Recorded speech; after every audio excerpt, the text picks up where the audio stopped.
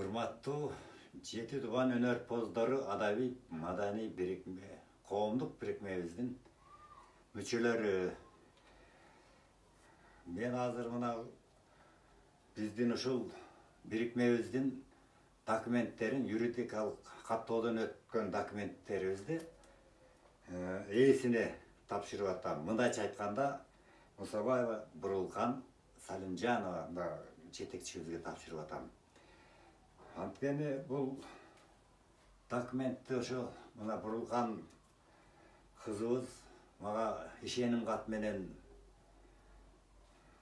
өткөрүп берген эле, ишеним кат жазып берген эле. Ошол ишеним каттын негизинде мен ушу документтерди бүткөрүп бар жогун азыр мына убага келген экен, азыр колуна тапшырып атам. Анткени алыста жүрдү бул кызыбыз.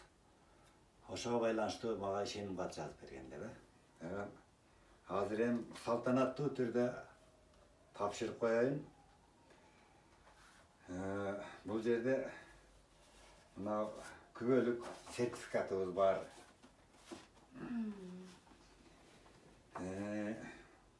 Бул жерде мына канча комиссиянын негизинде канча киши катышкан, биздин буйругу бар. 2600 номерде буйругу экен.